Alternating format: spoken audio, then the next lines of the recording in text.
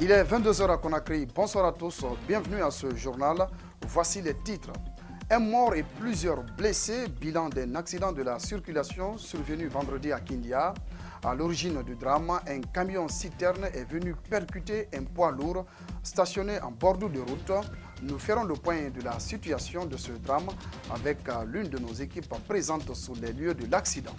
Et puis, nous vous proposerons un focus sur des déguerpis du barrage de Soapiti. Partagés entre colère et indignation, ils attendent toujours d'être recasés par les autorités, mais la procédure de recasement est décriée par l'Union des sinistrés de Soapiti. Enfin, des prisonniers ukrainiens libérés dans le cadre d'un échange historique avec la Russie arrivent à Kiev pour rejoindre leurs proches qui attendent leur retour.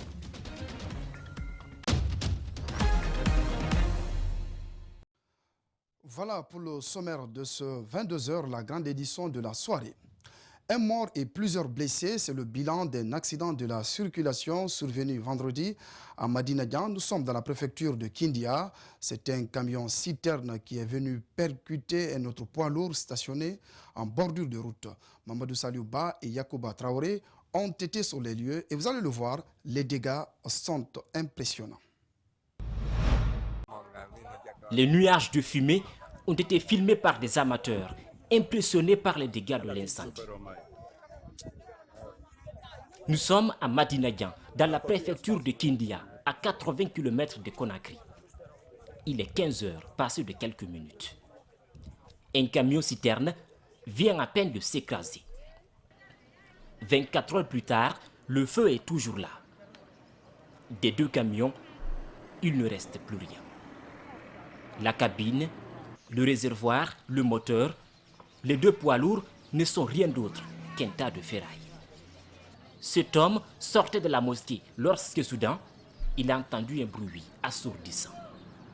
Le conducteur de la citerne voulait doubler un minibus. Il a quitté la chaussée. L'un de ses pneus a éclaté et à peine écrasé, le camion a pris feu. Le pneu dans un creux, le chauffeur de la citerne qui cherchait à doubler un minibus n'a pas pu garder l'équilibre de son camion. Il vient percuter cet autre poids lourd qui était en panne avant de s'embraser. Ibrahim est le chauffeur du camion en panne. Il ne peut que remercier le bon Dieu malgré les dégâts. Mon camion contenait du riz, des cartons, des pneus, de l'huile de moteur. J'avais beaucoup de choses. Rien ne reste. Le camion est complètement calciné. Mais Dieu merci, mes apprentis et moi allons bien. Mais le camion et les marchandises, tout est parti en fumée.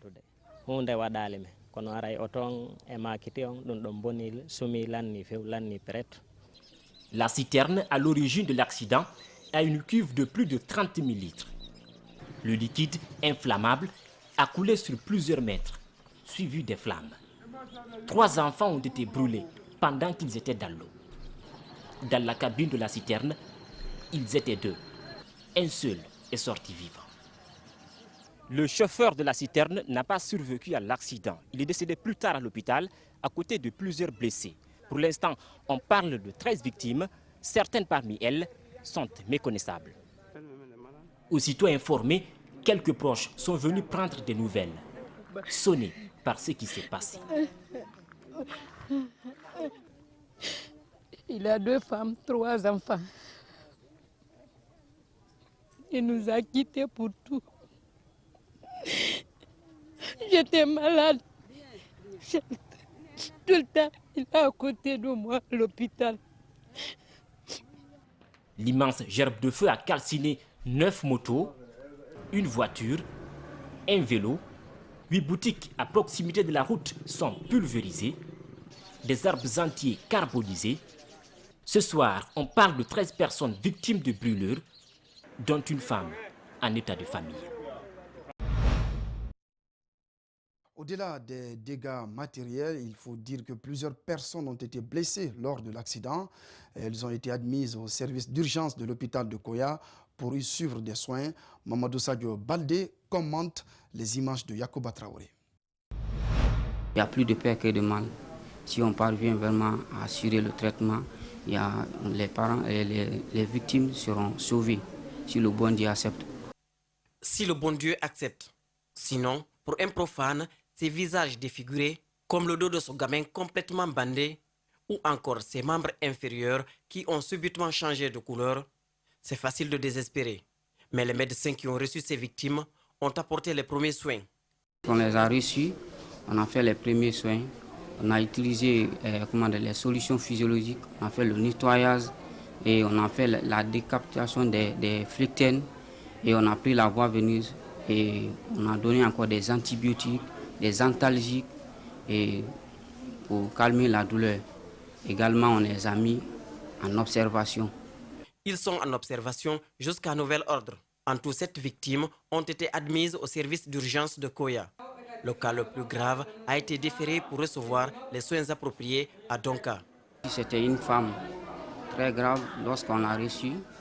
Donc, on a directement pris la voie veineuse. On l'a référé aux urgences de Donka parce que la blessure était très étendue. Il y avait des flictènes partout, de la tête jusqu'au niveau des orteils. Ce sont des brûlures de second degré, explique le médecin.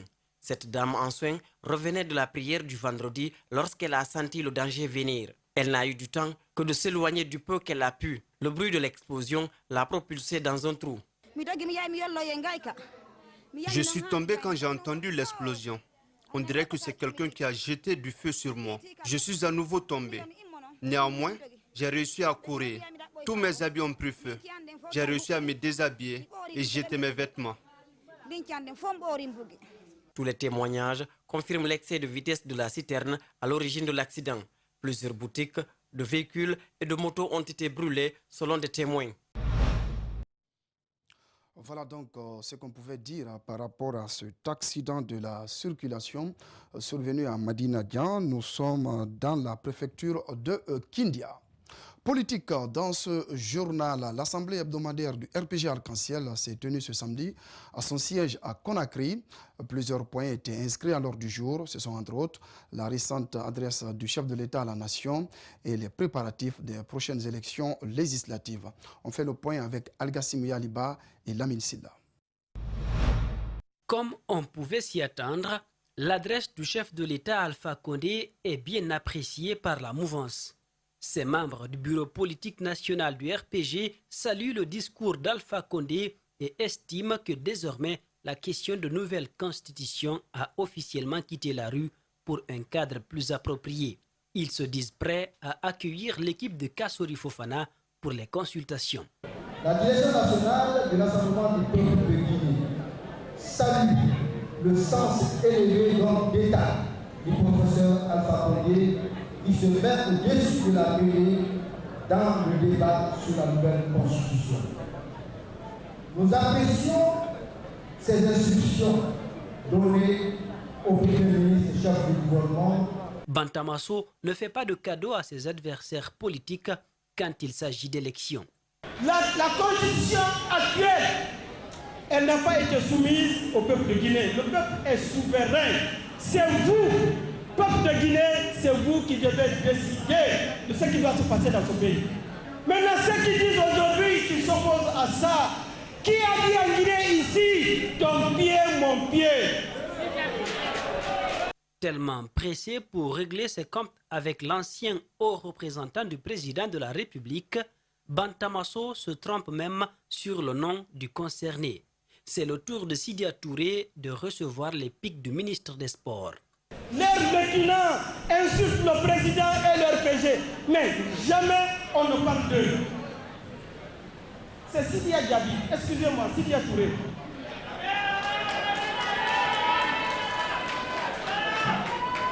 Est-ce qu'une seule fois, nous avons attaqué Sidia ici? Jamais. Parce que Moumou Noma Nyene Findide Sidira. Il a Nyene Sidira Aïe Mane. Le bureau politique national du RPG a enfin appelé tous les militants du parti à se faire enrôler au moment venu afin de voter massivement pour leur formation politique aux prochaines élections législatives. Restons dans le même registre. Le maire de Matoto salue l'idée de consultation envisagée par le président de la République. Dans une interview accordée à notre rédaction, Mohamed Batos Kamara invite la classe politique et la société civile à accepter le dialogue. Je vous propose de l'écouter. Moi, je pense que le dialogue, ce n'est pas un mal en soi. Si chacun est fort de ses arguments, je pense qu'on doit s'asseoir et chacun va essayer de dire ce qu'il a à dire. Ensemble, on trouvera la solution au problème. Mais aucun pays ne peut se développer sans que les acteurs ne s'asseyent et discutent sur les problématiques d'une nation. C'est ça la vérité. Je concède et j'emboîte le pas du président de la République en tant que le garant de la nation de faire appel et que les acteurs acceptent de venir sur une table discuter sur la vie de la nation guinéenne. Le problème d'ego, ça ne sert à rien. Nous sommes des citoyens.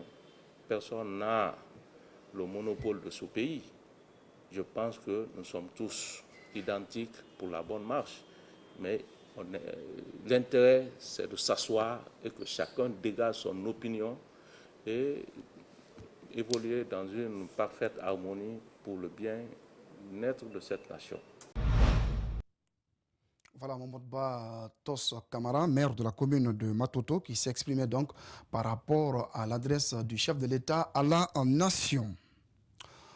4 des 5 maires de Conakry étaient réunis jeudi pour discuter du retard accusé par les subventions annuelles de l'État aux mairies. Le principal absent, le maire de Matoto, a tenu à donner les raisons de cette absence remarquée. Mohamed Batos Kamara dit n'avoir pas reçu à temps l'ordre du jour. On fait le point avec Alseni Bari, Abokoria Kourouma, Antoine Kourouma. 4 maires sur 5 avaient participé à la réunion sur les subventions allouées aux communes. Seul Mamadou Batos Kamara, maire de Matoto, était absent. La raison, son déplacement auprès de sa mère. Mieux, il n'avait pas reçu l'ordre du jour. La fois passée, si je ne suis pas allé, c'est parce que je dis je ne peux pas aller dans une réunion où on ne m'a pas mis en copie du travail des collectifs des secrétaires généraux. Cette subvention de 2017, qui fait l'objet de tant de convoitises, le maire de Matoto l'a déjà reçue. Donc, il a entamé les travaux dans sa commune avec les recettes issues des marchés. Je suis venu trouver ma commune où il y avait 5 mois d'arriéré. Et je suis venu trouver une instance de 300 et quelques millions. À date, je n'ai aucune arriéré, aucune dette de mes contractuels et aucune dette liée à certains fonctionnements de ma commune. Cela est dû à ma façon de gérer. La gestion des marchés n'était pas dans la main des communes. Mais j'ai fait en sorte que j'ai reçu maintenant à mettre le portefeuille de la gestion des marchés au compte de la commune. Aujourd'hui, ce que je gagne, c'est 3 fois plus de ce que je gagnais avant. Ces subventions constituent donc un levier important pour le développement de ces communes, notamment l'assainissement, la construction d'infrastructures de base et autres. Une collectivité locale a besoin des moyens. On a besoin des moyens pour répondre aux attentes de nos citoyens.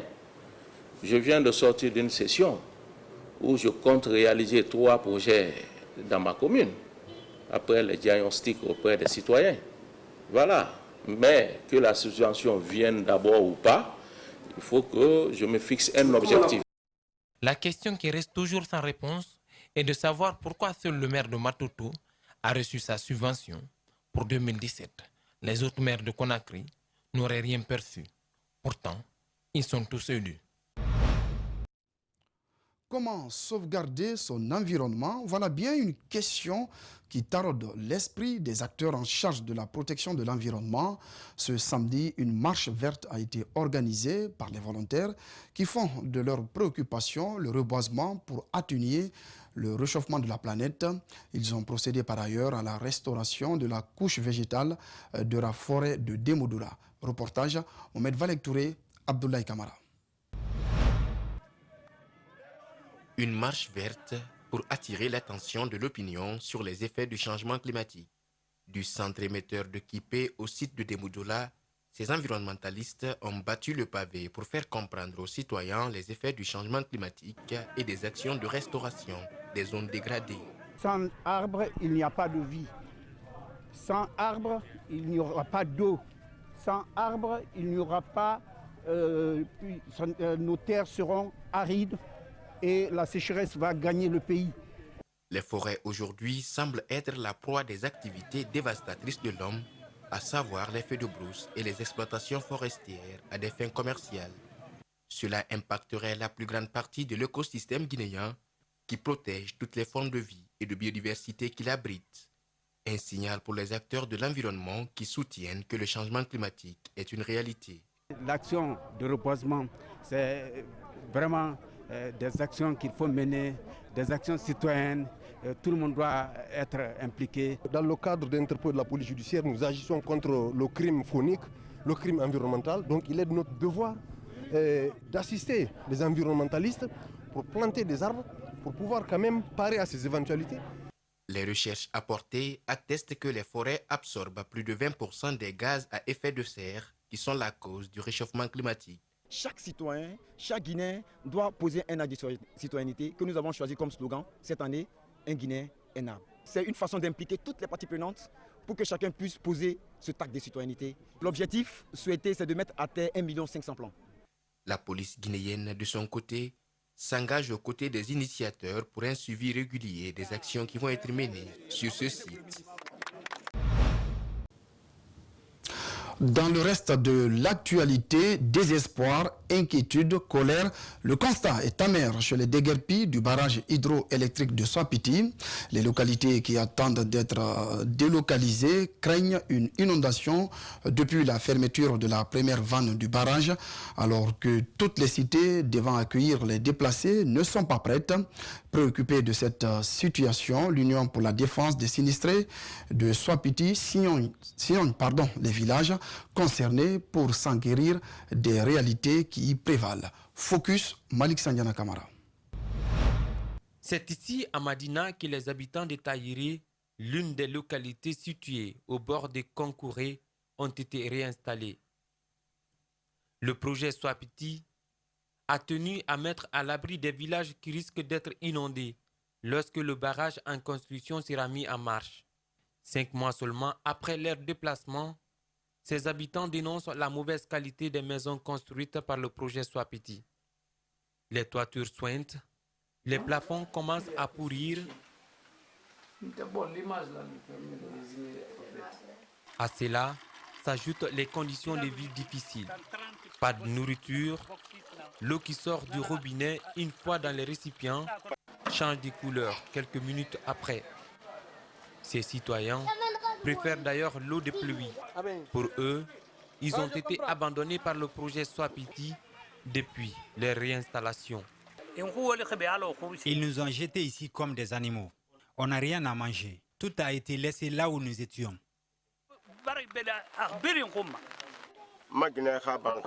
On a eu des maisons manquantes. Ma femme et ma maman n'ont pas eu de maison. Nous en avons eu au moins. Nous sommes tous réunis dans une même concession. Leurs activités principales sont l'agriculture et l'élevage. Certains ont préféré rester dans leur hameau. Ils sont auprès de leurs animaux en brousse pour assurer la surveillance. À Madina, on n'accepte pas que les animaux entrent au village. C'est pourquoi je suis là. Nous sommes obligés. Dans le district de Khouloufa, des plaintes sont nombreuses. Une partie du village est prise en compte par le projet pour être indemnisée et une autre partie laissée pour compte entre l'inquiétude et la solitude.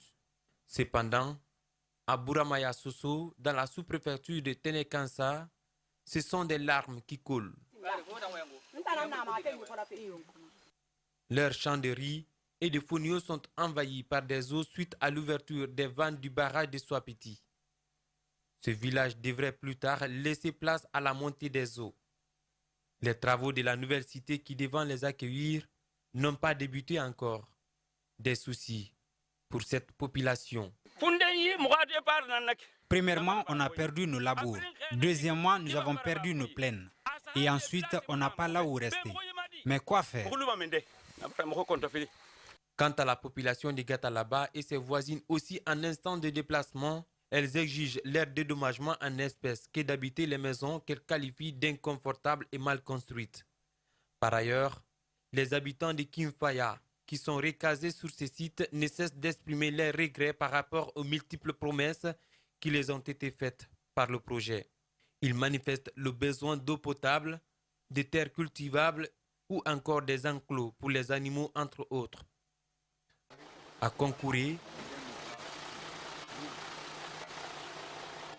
2 familles refusent de quitter tant que toutes leurs réalisations ne sont pas prises en compte. Dès que cela y est, tout de suite, nous ne serons pas réticents, nous allons bouger.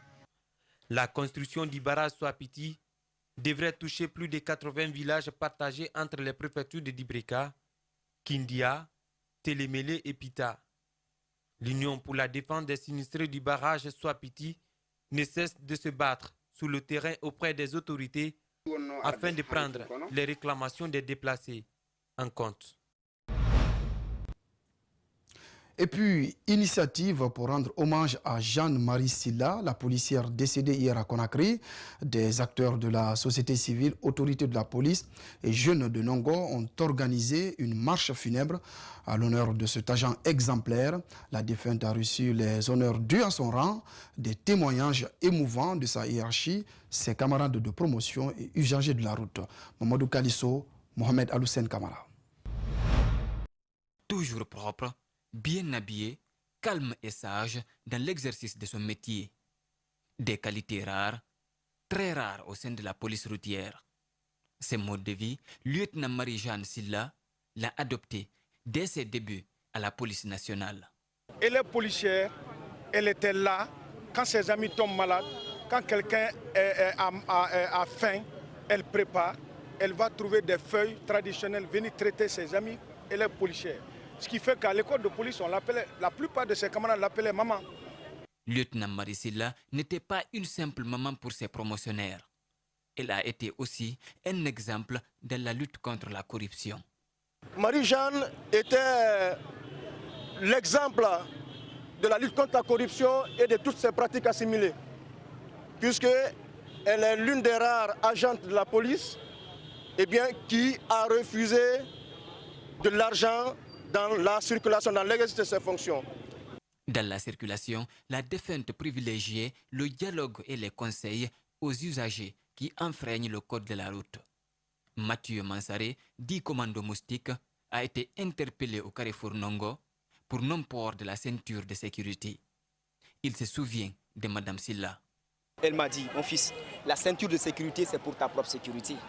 Si tu ne la portes pas, en cas d'accident, tu as la moindre chance de survivre. Il dit, il faut porter la ceinture de sécurité. Ce jour, quand je suis descendu de la voiture, j'ai mis ma main dans ma poche, pensant que c'était comme les autres policiers. J'ai sorti un billet de 10 000. J'ai dit, tenez maman. Elle me dit, non, je suis payé. Elle me dit, je ne peux pas prendre cet argent, je suis payé. Les citoyens du quartier Nongo l'ont aussi observé dans l'exercice de ses fonctions. Nous l'avons remarqué par son excellence, c'est-à-dire sa façon de travailler, son professionnalisme dans ce métier. Donc nous prions le bon Dieu que l'âme de notre chère regrettée Marie-Jeanne repose en paix. Les organisateurs de cette marche funèbre ont posé des doléances à l'endroit des autorités de la sécurité pour qu'elles soient décorées à titre posthume. Aux autorités civiles pour que le carrefour Nongo, où elle a longtemps servi, porte son nom. Direction l'intérieur du pays, elle est une véritable star dans sa préfecture. Aïssatou Lamarana Kamara, Martha, footballeuse, fait la merveille de tout Pita. À en croire son entraîneur, elle a tapé dans l'œil de plusieurs observateurs. Dans les tournois de région, nos équipes de reportage ont rencontré cette jeune fille dans son terrain d'entraînement. Figurez-vous, parfois, elle joue avec des garçons. Mamadou Sadio Baldé, El Haj Aliouba nous signent ce reportage. Elle se fait appeler Martha, la star brésilienne. Aïssatou Lamarana Diallo adore le football. D'ailleurs, elle rêve d'y faire une carrière. Pour atteindre cet objectif, tous les soirs après les cours, elle vient s'entraîner et parfois livrer des matchs avec des garçons. Je souhaite être une bonne joueuse, être une professionnelle un jour, parce que là, c'est pas facile, surtout en Guinée. Tout ce que je souhaite, c'est d'être une légende, marquer mon histoire dans le domaine du football. Parce que c'est ma passion, j'aime bien, je suis très calée. Elle ne se contente pas des entraînements. Ses recherches sur la carrière des footballeuses professionnelles qu'elle suit au petit écran lors des compétitions internationales lui permettent de s'inspirer et tenter d'imiter sur le terrain. Aïssatou Lamarana Camara est convaincue de tirer bénéfice un jour. Bon, il y a les dribbles, bon, la vitesse, il y a la tactique aussi, c'est la technique. L'entraîneur de Soya Star est fier des résultats obtenus au fil des années. Grâce à sa meilleure joueuse de son équipe, il a réussi à faire bonne figure au dernier tournoi féminin. C'est elle, chaque compétition, c'est elle qui marque. Chaque compétition, c'est elle qui marque. Mamou, Tougué, Leluma, Koubia, j'ai rencontré l'abbé vers la finale et j'ai perdu la finale. C'est moi qui représente la région de Mamou. Parallèlement à son sport favori, cette jeune fille étudie actuellement. Son souhait le plus ardent, vivre son rêve de footballeuse et marquer son temps, confie-t-elle. Après l'école, je profite pour venir au terrain. La nuit aussi, je profite pour réviser mes cahiers. Des fois, je me lève à l'aube pour réviser. Sport encore avec cette information, cet exploit réussi par le Sili de Guinée à Abidjan, l'équipe nationale de football des moins de 23 ans qui s'est imposée ce soir face aux éléphants de Côte d'Ivoire sous le score d'1-0 pour le compte des barrages de la CAN U23 qui aura lieu du 8 au 22 novembre 2019 en Égypte. Le match retour aura lieu le mardi 10 septembre prochain à Conakry. On enchaîne avec l'actualité à l'étranger. En Russie, des prisonniers ukrainiens libérés dans le cadre d'un échange historique avec la Russie arrivent à Kiev pour rejoindre leurs proches qui attendent leur retour. Reportage d'Ibril Ba. Il s'agit du premier échange de cette ampleur entre les deux pays depuis le début de la crise en 2014. L'Ukraine et la Russie sont en train d'échanger 70 prisonniers ce samedi. 35 prisonniers de chaque côté font partie de cette opération très attendue. Plusieurs prisonniers d'envergure devraient faire partie de l'échange, à l'image du cinéaste et militant politique Oleg Sentsov. Le président russe Vladimir Poutine avait annoncé jeudi un prochain échange massif de prisonniers entre les deux pays, sans préciser de date. Cette mesure, avait-il affirmé, serait un grand pas vers la normalisation des relations entre la Russie et l'Ukraine.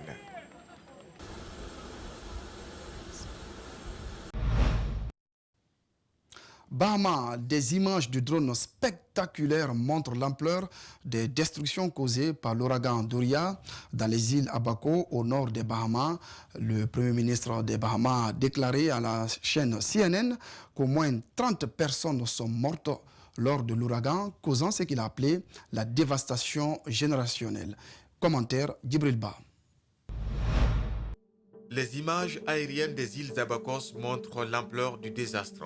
Le terrible ouragan Dorian a sémé la destruction et la désolation sur le nord des Bahamas. Le dernier bilan humain fait état d'au moins 20 morts. L'ouragan Dorian est une tragédie historique selon les autorités. Le pire cyclone de l'histoire des Bahamas est l'un des plus violents de l'histoire du bassin nord-atlantique, fut une véritable machine de destruction massive. L'ouragan Dorian a été sans pitié. Le phénomène a généré des conditions cycloniques extrêmes sur Abacos, Island et Grand Bahama. Les vents qui ont soufflé avec une violence inouïe et l'exceptionnelle marée de tempête qui a déferlé ont littéralement dévasté, ravagé et saccagé ces îles. Les circonstances de cet épisode cyclonique ont été exceptionnellement défavorables. Voilà, c'est la fin donc de ce 22h. Merci de l'avoir suivi. Rendez-vous sur notre site espacetvguinée.info. À toutes et à tous, excellente soirée sur Espace TV.